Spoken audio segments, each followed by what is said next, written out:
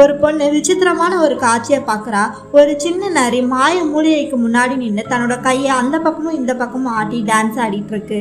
அவ அந்த செடிக்கு பக்கத்துல போக போறா. அப்ப அந்த நரி அவளுக்கு முன்னாடி வந்து நின்று மறுபடியும் டான்ஸ் ஆடுது.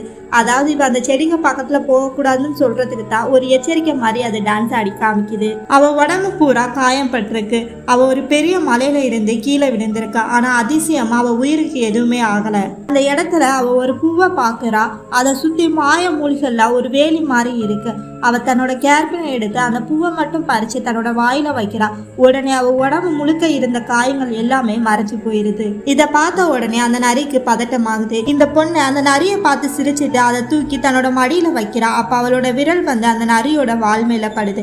அப்ப அவ மனசுக்குள்ள ஏதோ ஒரு பரிச்சயமான உணர்வு தோணுது.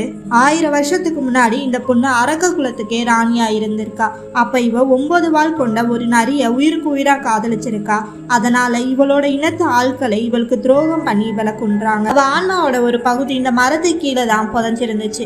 இன்னைக்கு இந்த உடம்புக்குள்ள இவ வந்து அந்த மரத்துல இருக்க மீதி ஆன்மாவையும் தனக்குள்ள கூப்பிட்டுக்கிறா.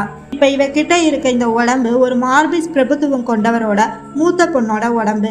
அந்த பொண்ணை அவளோட ஸ்டெப் மதரோட மக ரொம்ப கஷ்டப்படுத்தி நிறைய காயங்கள் படுத்தி அவளை மலையில இருந்து கீழே தள்ளி விட்டுருவா. காயங்களை பார்த்ததும் அவளுக்குள்ள பழி வாங்கணுங்கிற வெறி பத்தி எரியுது. அவ கையில வச்சிருக்க நரி அவளோட பழைய காதல்லாம் அவளுக்கு ஞாபகப்படுத்துது. ஆனா அவளுக்கு ஒரு விஷயம் தெரியாது.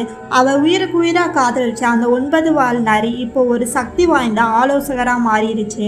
இப்ப அவ கையில இருக்க அந்த குட்டி நரி கூட அவ உயிருக்கு உயிரா காதலிச்ச அந்த 9 வால் நரியோட குழந்தைதான். அவ அங்க இருக்க மூலிகையை எடுத்துட்டு அந்த இடத்த விட்டு போயிடறா.